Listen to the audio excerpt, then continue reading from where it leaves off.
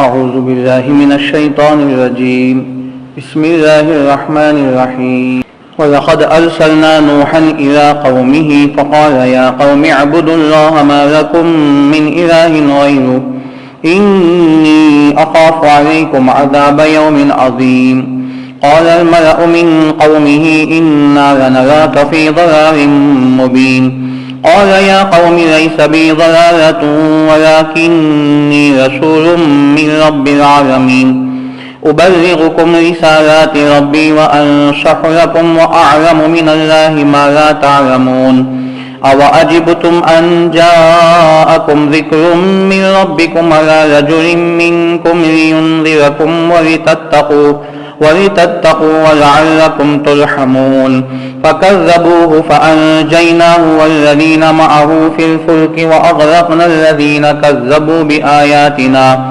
إنهم كانوا قوما عمين. پناہ مانگتا ہوں میں اللہ کی شیطان مردود سے. بسم اللہ الرحمن الرحیم. شروع کرتا ہوں میں اللہ کے نام سے جو بڑا مہربان نہایت رحم والا ہے. لقد ارسلنا نوحا الى قومه، تحقیق کہ ہم نے بھیجا حضرت نوح کو ان کی قوم کی طرف.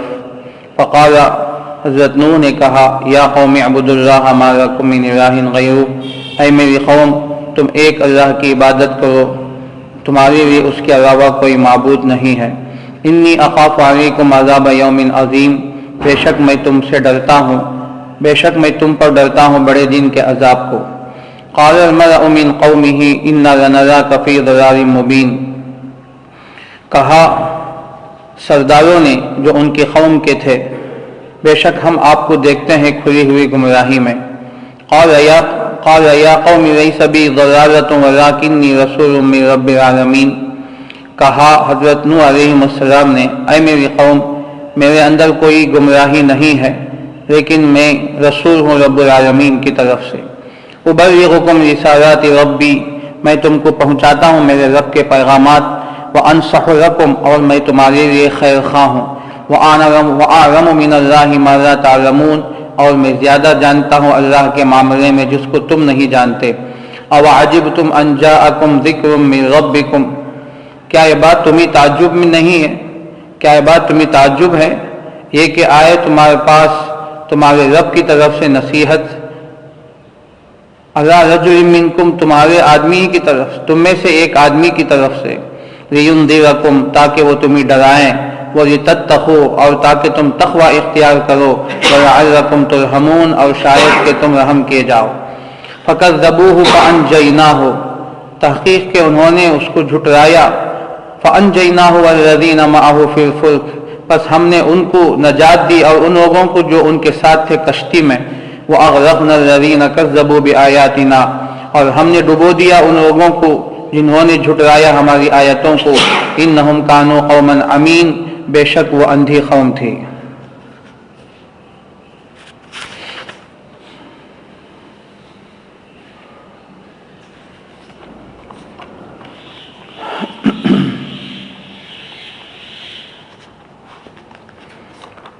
سورہ اعراف کی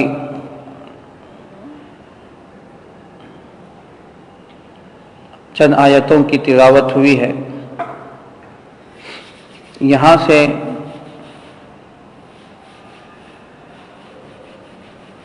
حضرات انبیاء علیہم السلام کے چند واقعات کو اللہ ذکر فرما رہا ہے. سورہ اعراف کا یہ رکوع نمبر 7 سے رکوع نمبر 19 تک تقریباً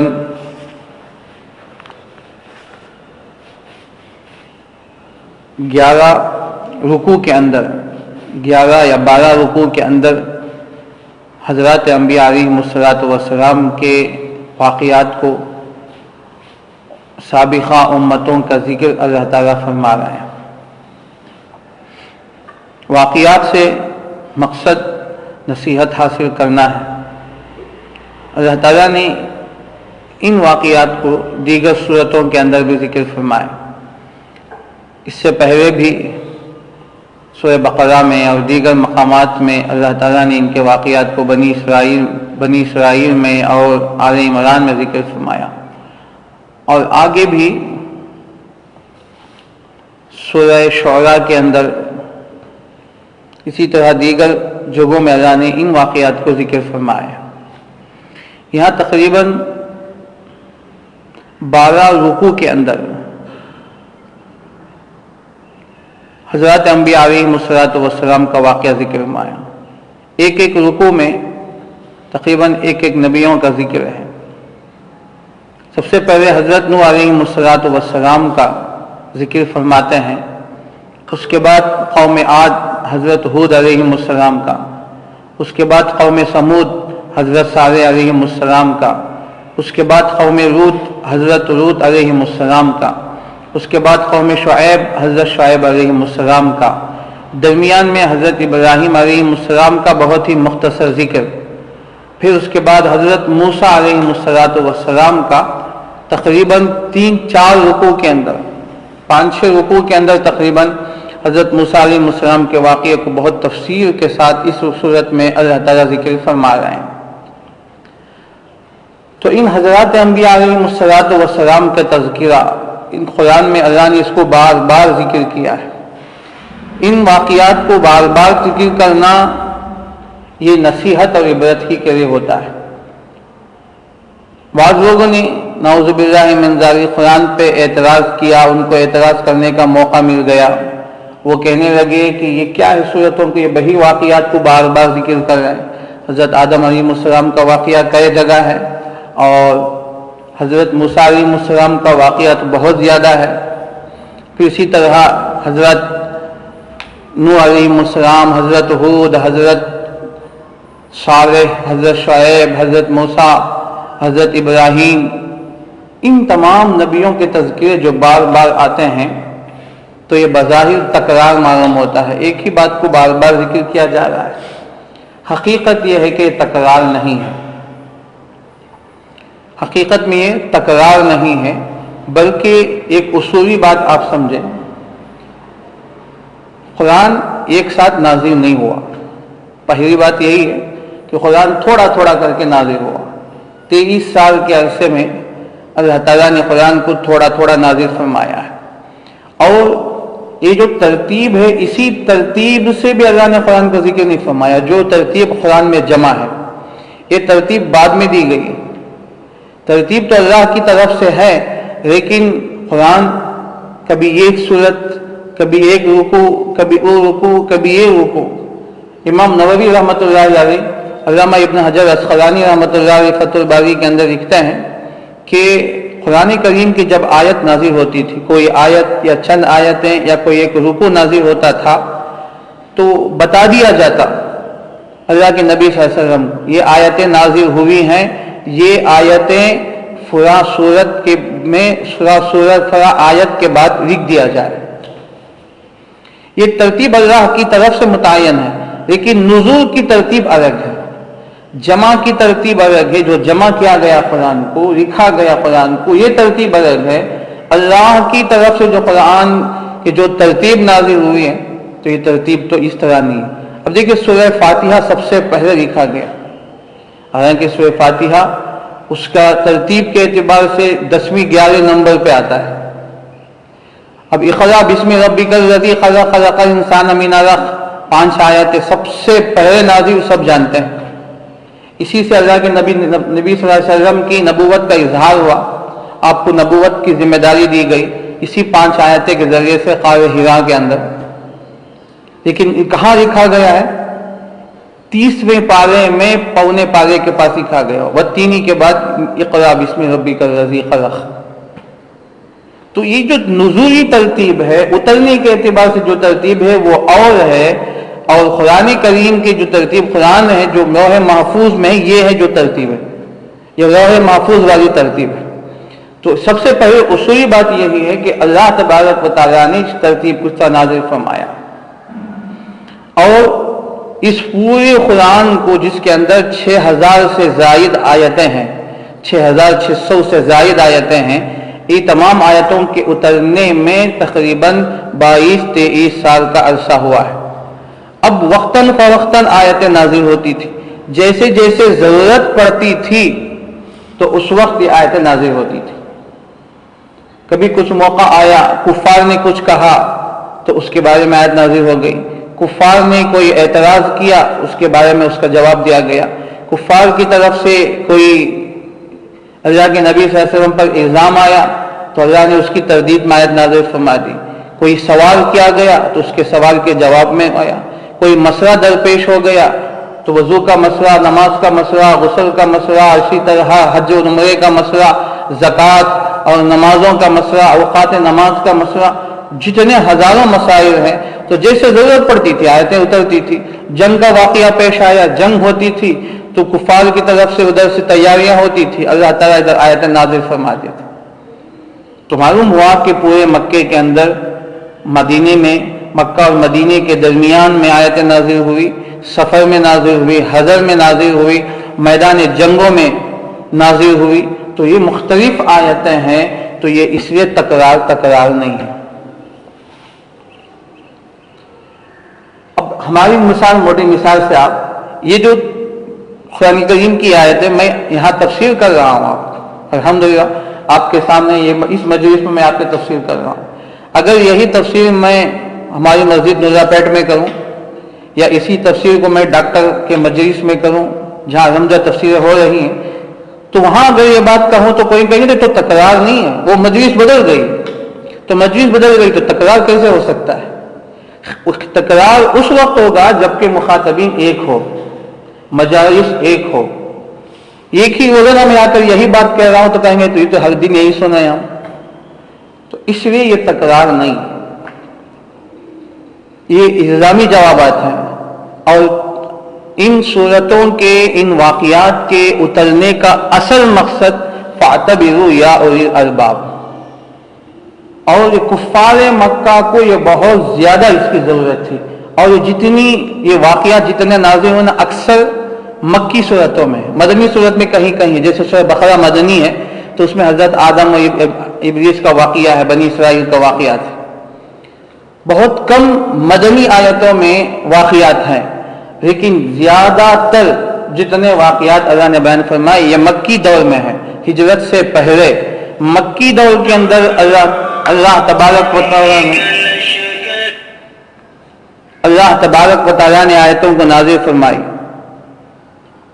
تو مکی دور کے اندر اللہ تعالیٰ نے یہ آیتیں نازل فرمائی ہیں، تو جس کے اندر زیادہ تر واقعات اور قصص کو اللہ نے بیان فرمایا، اور ہر قصے کو بیان کرنے کے بعد اللہ تبارک و تعالیٰ نے کہا کہ فاعتبروا یا اولی الابصار کذالک یبین اللہ لکم الآیات لعلکم تتفکرون، کذالک یبین اللہ لکم آیاتہ لعلکم تعقلون، کذالک یبین اللہ لکم آیاتہ لعلکم تذکرون۔ یہ جو اصل نصیحت مقصود ہے، اور یہ جو واقعات کو اللہ کبھی بھی کہیں بھی اللہ نے قرآن میں ترتیب کے ساتھ ہرگز بیان نہیں فرمایا کہ ترتیب یہ ہے کہ یہ پہلے پیدا ہوئے، پھر اس کے بعد ان کی جوانی، ان کے بعد وعدت پن، ان کے بعد پھر قصے، کہیں قرآن میں اللہ نے بالتفسیر بالترتیب واقعات کو بیان کیا ہی نہیں، سوائے سورہ یوسف کے۔ سورہ یوسف میں بھی پوری ترتیب نہیں ہے، ترتیب تو ہے، حضرت یوسف علیہ السلام وہاں پیدا ہوئے، پھر اس کے بعد ان کے بھائیوں کے ساتھ تھے، ان کے بھائیوں نے حسد کیا، پھر اس کے بعد ان کو کسی بہانہ کر کے باپ سے جدا کیا، کنویں میں ڈالا، مارا، پھر وہاں سے کنویں سے ان کو نکال دیا گیا، پھر وہ مصر کے بازار میں فروخت ہو گئے، پھر وہ شاہی محل میں پہنچے، پھر جیل میں گئے، پھر اس کے بعد جیل سے پھر نکال کے پھر شاہی تخت پہ بیٹھے۔ یہ جو تھوڑی سی ترتیب ہے، لیکن وہ بھی 100% ترتیب واقعات کو اللہ نے بیان کیا ہی نہیں۔ تو معلوم یہ ہوا کہ واقعات کا بیان کرنا، یہ تکرار واقعات کا بیان کرنا، یہ اللہ تبارک و تعالیٰ اس کو صرف نصیحت کے لیے اللہ بیان فرماتے ہیں، جب بھی ضرورت پڑی تو اللہ تعالیٰ نصیحت فرمائے۔ اور یہ کفار مکہ یہ ایسے بد دماغ لوگ تھے کہ ان کو ایک بات سے بات سمجھ میں نہیں آتی تھی، یہ یہی بات قالوا وجدنا علیہ آباءنا، قالوا وجدنا علیہ آباءنا، بس ان کا یہی جملہ تھا کہ ہم نہیں مانیں گے تمہاری بات کو۔ کیوں نہیں مانیں گے؟ دلیل کیا ہے؟ تو یہ بات یہی کہتے ہیں کہ ہم نے اپنے آباء و اجداد کو ایسے کرتے ہوئے دیکھا. ہم کعبۃ اللہ کا طواف ننگے کریں گے, مستورات بھی ننگے کریں گی, وہ رات میں کریں گے, ہم دن میں. کیوں کرتے ہیں؟ کعبۃ اللہ کی عبادت کوئی برہنہ کرتا ہے؟ اگر ان سے پوچھے کہ بھائی کعبۃ اللہ کا طواف بھی کوئی برہنہ کرتا ہے, یہ تو عقل سے بھی دور ہے, تو کہتے ہیں کہ نہیں. وجدنا علیہ آبانا, ہم اپنے آباء و اجداد کو یوں ہی پایا ہے. تو یہ ایسے بد دماغ لوگ تھے, تو اس لیے اللہ تعالیٰ نے ان کو قرآن کریم کی جو آیتیں ایک ساتھ نہیں ہوئی, جیسے تورات زبور انجیل آئے تو اس طرح قرآن کو ایک ساتھ نازل فرمایا, بلکہ تھوڑا تھوڑا کر کے وقتاً فوقتاً اللہ تعالیٰ ان کو دیتے رہے, سمجھاتے رہے. اور جو کوئی آدمی ہٹ درم ہوتے ہیں, ان کو ایک ہی مجلس میں پوری بات کر دی جائے, ایک ہی مجلس میں پوری بات ان کو سمجھا دیا جائے, ایسا ہرگز نہیں ہوتا. جو جتنا زیادہ بد دماغ ہوتا ہے, جو جتنا زیادہ ہٹ درم ہوتا ہے, اس کو تھوڑا تھوڑا ہی سمجھایا جائے گا. ایک ہی مجلس میں ہرگز نہیں ہو سکتا. مثلا آپ کے 2-3 بیٹے ہوں, خدا نہ کرے کوئی ایک بیٹا بہت ضدی ہے, بہت زیادہ ضدی ہے, اب اسے ایک ہی وقت میں بٹھا دو, آدھا گھنٹہ نصیحت کر کے بھیج تو سمجھ جائے گا؟ ہرگز نہیں سمجھے گا, ہرگز نہیں مانے گا. اس کے بعد اسے تھوڑا تھوڑا کر کے, کبھی ماں سمجھا رہی ہے, کبھی خوشی کے موڑ میں ہے, اچھے موڑ میں ہے, تو 1-2 بات سمجھائیں گے. تھوڑا تھوڑا تھوڑا تھوڑا کر کے اس کی ہٹ درمی کو ختم کیا جائے گا, اور پھر اس کے اندر نصیحت کو داخل کی جائے گی, اسے اچھی اچھی باتیں سمجھائی جائے گی. پھر وہ دھیرے دھیرے سمجھے گا, اپنے ماں باپ کو سمجھے گا کہ میرا باپ کتنا مشفق ہے, میری ماں میرے اوپر کتنی مہربان ہے, میرے گھر کے افراد مجھے کتنا چاہتے ہیں. تو سمجھنے کے لیے وقت ہوتا ہے. تو اسی طرح یہ کفار مکہ یہ لوگ ایسے تھے, ایک تو پہلے سے امیین تھے, وہ الذی بعث فی الامیین, تو یہ تو امی تھے, ان پڑھ گوار تھے, کچھ بھی ان کو پڑھنا لکھنا نہیں آتا, اتنے بد دماغ لوگ تھے. تو ایسے لوگوں کے لیے ایک ہی وقت میں پورا قرآن نازل نہیں ہوا, ایک ہی وقت میں پورا قرآن نہیں اتار دیا گیا. وَرَتَّلْنَاهُ تَرْتِيلًا, تھوڑا تھوڑا کر کے اللہ نے اتارا. اب ان کو وقتاً فوقتاً سمجھاتے رہے. تو یہ لوگ, بعض لوگ سمجھے تو صحابہ ہو گئے, لیکن بعض لوگ اتنے ہٹ درم تھے, 13 سال مکے کے گزر گئے, لیکن تب بھی وہ ایمان نہیں لائے. الٹا انہوں نے اللہ کے نبی صلی اللہ علیہ وسلم کو, ایمان والوں کو وہاں سے نکلنے پر مجبور کیا, ہجرت کرنے پر مجبور کیا. پھر وہ ہجرت کر کے مدینہ آئے, لیکن پھر بھی ان کو سکون نہیں آیا. پھر جنگوں کا سلسلہ شروع ہوا, یہاں تک کہ اس کے 8 سال کے بعد, یہ کل 13 مکے کے, پھر ہجرت کے بعد 8 سال کے بعد فتح مکہ ہوا. تقریباً 21 سال لگے ہیں ان کو. تب قرآن کہتا ہے وَرَأَيْتَ النَّاسَ يَدْخُلُونَ فِي دِينِ اللَّهِ أَفْوَاجًا, اے نبی آپ اب دیکھیں گے لوگ آپ کے دین کے اندر اس طرح داخل ہوں گے, جماعت در جماعت. ابو سفیان کو ایمان لانے کے لیے 21 سال ہوئے ہیں, ہندا کو مسلمان ہونے کے لیے 21 سال ہوئے ہیں, حضرت وحشی کو مسلمان ہونے کے لیے 21 سال لگے. تو ظاہر بات ہے یہ قرآن کا انداز ہے, یہ قرآن کا اسلوب ہے, یہ قرآن کا طرز ہے. تو اسے ان لوگوں کو, ان بد دماغ لوگوں کو سمجھانے کے لیے اللہ تعالیٰ نے موقع بموقع ان کو سمجھایا گیا. موقع بموقع, گرمی کے موسم میں, سردی کے موسم میں, ان کے سفر میں, ان کے حضر میں, ان کے حالات, ان کے خوشی میں, ان کے غم میں, اور پھر اسی طرح ان کو خوشحالی دے کر. اور کبھی وقت ایسا بھی آیا مکے کے اندر قحط سالی آ گئی, تو مکے میں قحط سالی دے کر ان کو سمجھایا گیا کہ دیکھو یہ محمد صلی اللہ علیہ وسلم تمہارے کتنے خیر خواہ ہیں. تو یہ میرے دوستو, یہ قرآن کریم کی جو آیتیں جو اتنی ترتیب کے ساتھ اتری ہیں, تو یہ فوراً نہیں ہوتا ہے. تو اس تقریر کے بعد آپ کو یہ بات سمجھ میں آ گئی ہوگی, قرآن کریم کے اندر جو واقعات اللہ نے بیان فرمائے تو بظاہر تکرار معلوم ہوتے ہیں, حقیقت میں تکرار نہیں ہے. مثال دے کے میں نے سمجھا دیا نا کہ تکرار اس وقت ہوگا جبکہ مجلس ایک ہو, تمام لوگ ایک ہو, لیکن مجلسیں بدل جاتی ہیں اور لوگ بدل جاتے ہیں اور منزلیں بدل جاتی ہیں. اور مکے میں ہے تو مدینے میں ہے, مکہ اور مدینے کے درمیان میں ہے, کبھی میدان جنگ میں ہے اور کبھی فلاں ہے. تو منزلیں جب بدل جاتے ہیں, مجالس بدل جاتے ہیں, تو پھر تکرار نہیں رہتے. اگر تھوڑی دیر کے مان بھی لیا جائے کہ بھئی قرآن کریم کے اندر ان واقعات کو, ان صورتوں کو, حضرت آدم, حضرت نوح, حضرت ابراہیم, حضرت شعیب, حضرت ہود, حضرت سمود علیہ السلام کا ان لوگوں کے واقعات کو بار بار ذکر بھی کیا. اگر تھوڑی دیر مان بھی لیا جائے لیکن تب بھی اس کا مقصد واقعات نہیں ہے بلکہ واقعات فاعتبروا یا اولی الابصار یقلب اللہ اللیل والنہار ان فی ذلک لعبرۃ لأولی الابصار. تو اس میں عقل مندوں کے نصیحتیں ہوتی. تو اس لیے اعتراض کرنے سے پہلے اپنا تعصب کا چشمہ اتار کر دیکھیں تو پھر قرآن آپ کو صاف صاف نظر آئے گا. اگر کالا چشمہ پہن کر دیکھیں گے تو پورا قرآن کالا نظر آئے گا، نعوذ باللہ، سب کالا کالا نظر آئے گا. ان تعصب کے کالے والے چشمے کو اتار کر سفید والا چشمہ پہنے تو دل کا آئینہ ہے، تو دل کے آنکھوں سے دیکھیں تو پھر قرآن کے اندر آپ کو موتیاں ہی موتیاں، انوارات ہی انوارات، برکتیں ہی برکتیں نظر آئے گی. تو اسے اب جو واقعات کا سلسلہ یہاں سے حضرت نوح علیہ السلام کا واقعہ شروع ہو رہا ہے، تو حضرت نوح علیہ السلام کا واقعہ، اس کے بعد حضرت ہود علیہ السلام کا، اس کے بعد صالح علیہ السلام کا، حضرت لوط علیہ السلام کا، حضرت ابراہیم علیہ السلام کا، حضرت شعیب علیہ السلام کا، اس کے بعد حضرت موسیٰ علیہ السلام کا تذکرہ. اللہ نے خود ترتیب سے 5-6 رکوع میں حضرت موسیٰ کا واقعہ ہے. تو یہ واقعات کی جو سلسلہ شروع ہو رہا ہے یہ ہرگز تکرار ہے ہی نہیں. تو جتنا تکرار اگر کیا جائے تو اتنی نصیحتیں ہوتی ہیں. اور ہر جگہ یہ لوگ جانتے ہیں جو قرآن کے علوم سے ماہر ہیں، جو قرآن کے علوم کی باریکیوں کو جانتے ہیں، وہ جانتے ہیں ہر جگہ جہاں واقعات ہیں. مثلا حضرت نوح علیہ السلام کا واقعہ تقریباً 7-8 جگہ میں ہے. ہر جگہ اگر آپ موازنہ کر کے دیکھیں گے اس میں بہت فرق ہوگا. وہاں کے بیان کرنے کا مقصد کیا، یہاں بیان کرنے کا مقصد کیا. سورہ اعراف میں اللہ نے نوح علیہ السلام کا واقعہ بیان فرمایا، سورہ شورى میں بیان فرمایا اور دیگر جگہ ذکر فرمایا. لیکن ان چند جگہوں میں جو ذکر فرمایا، ہر جگہ میں کوئی نہ کوئی نئی بات، ہر جگہ میں کوئی نہ کوئی نئی نصیحت، ہر جگہ میں کوئی نہ کوئی نئی بات پیش آئی، جس کے جواب میں اللہ تبارک و تعالیٰ نے آیتوں کو، سورتوں کو نازل فرماتے ہیں، واقعات کا ذکر فرماتے ہیں. لیکن یہ ہر ایک کی سمجھنے کی بات نہیں، ہر کوئی سمجھ نہیں سکتا. اس کے لیے عالم بالقرآن ہو، عالم بالتفسیر ہو، جو اس قسم کی تفسیری باریکیوں کو جاننے والا ہے. وہ علماء جانتے ہیں کہ اس کے اندر کیا باریکیاں ہیں، اس کے اندر کیا نکات ہیں، اس کے اندر کیا علوم و فنون و دقائق و حقائق ہیں. اس کے اندر اللہ تبارک و تعالیٰ نے ان کو ذکر فرمایا. تو اسے ہر جگہ کوئی الگ الگ واقعات، الگ الگ باتیں، الگ الگ مواد ہوتے ہیں جس کو اللہ تعالیٰ وقتاً فوقتاً تو ذکر فرماتے ہیں.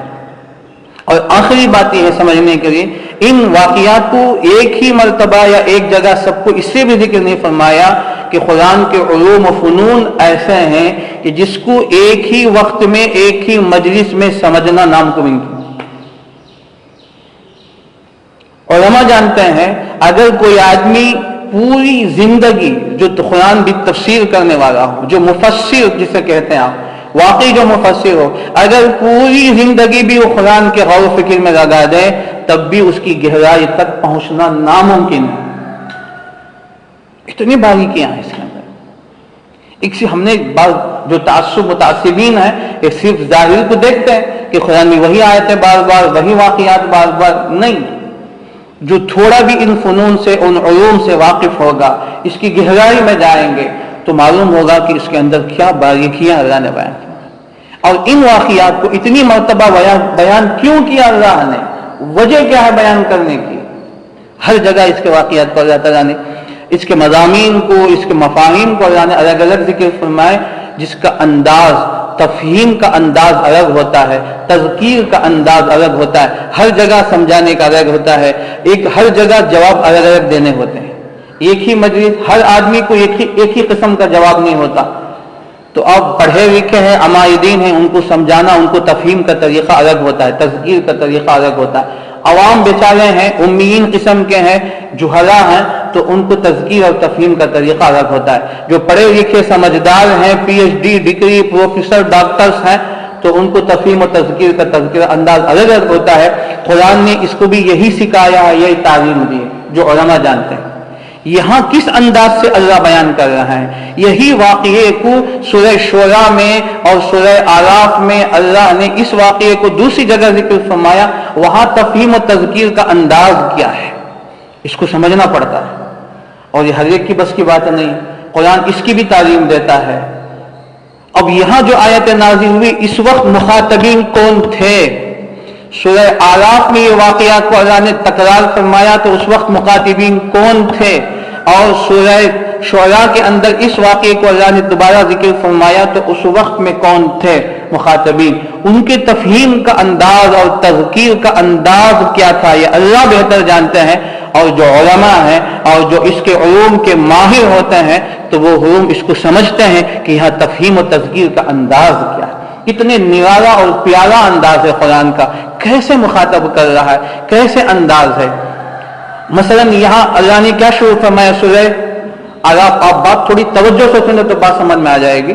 تو قرآن یہاں کہتا ہے لَقَدْ أَرْسَلْنَا نُوحًا إِلَىٰ قَوْمِهِ، یہاں اللہ فرماتے ہیں۔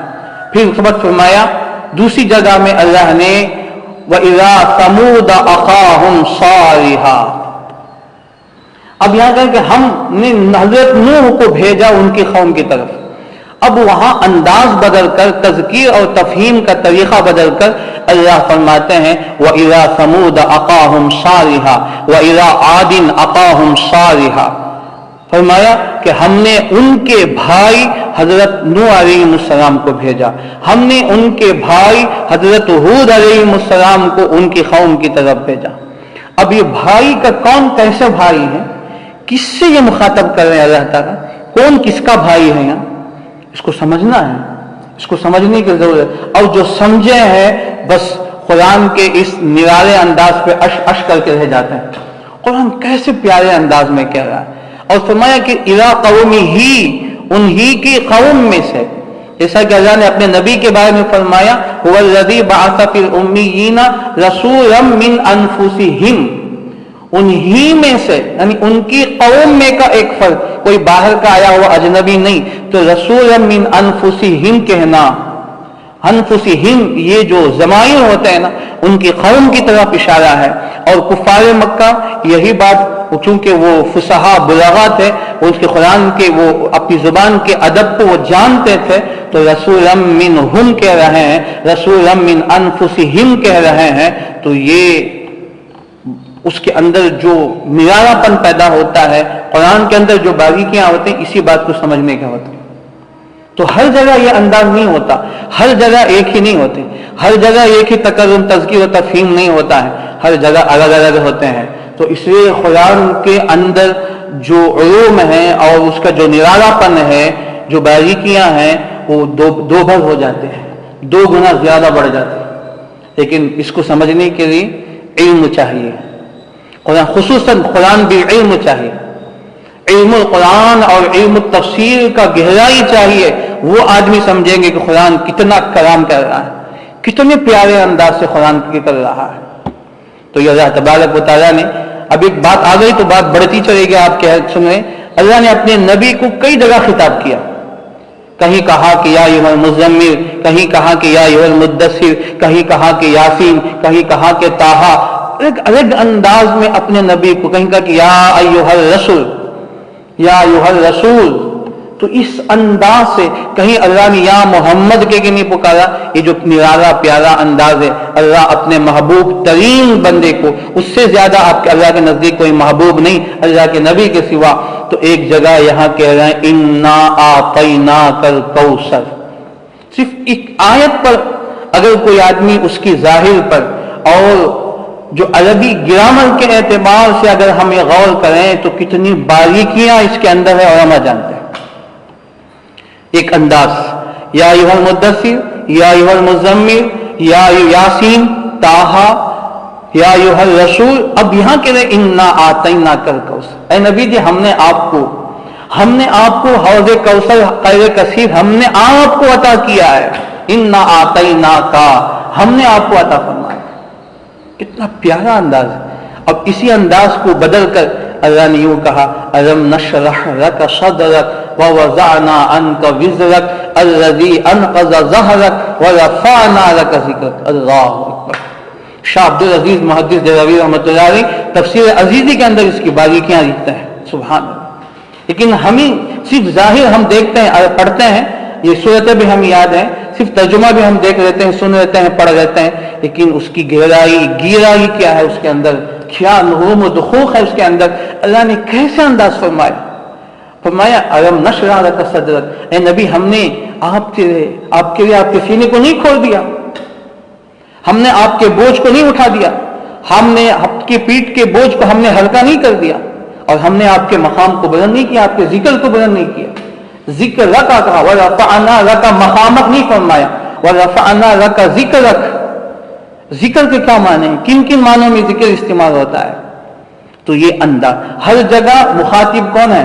محمد صلی اللہ علیہ وسلم. اس میں کوئی اور دنیا کا کوئی اور انسان مخاطب ہے ہی نہیں, صرف ہمارے نبی محمد صلی اللہ علیہ وسلم.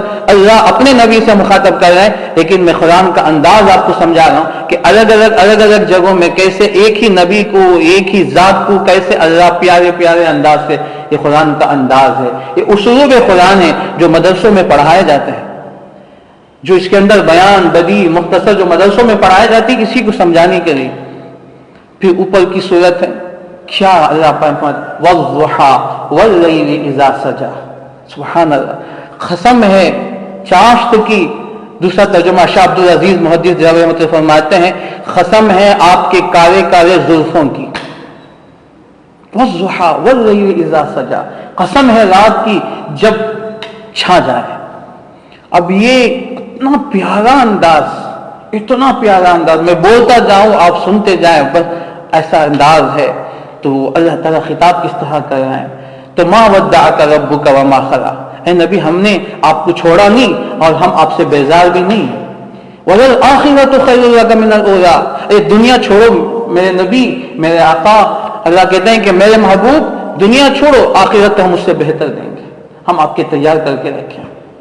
تو یہ انداز میں قرآن کا آپ کو سمجھا رہا ہوں. تو اس سے آپ الحمدللہ کئی سال سے تفسیر الحمدللہ پڑھتے ہیں سنتے ہیں, آپ یہ سمجھیں کہ یہ واقعات جو اللہ بار بار بیان کر رہے ہیں ہرگز یہ تکرار ہے ہی نہیں. بظاہر تکرار کی طرح معلوم ہوتا ہے, حقیقت میں تکرار ہے ہی نہیں.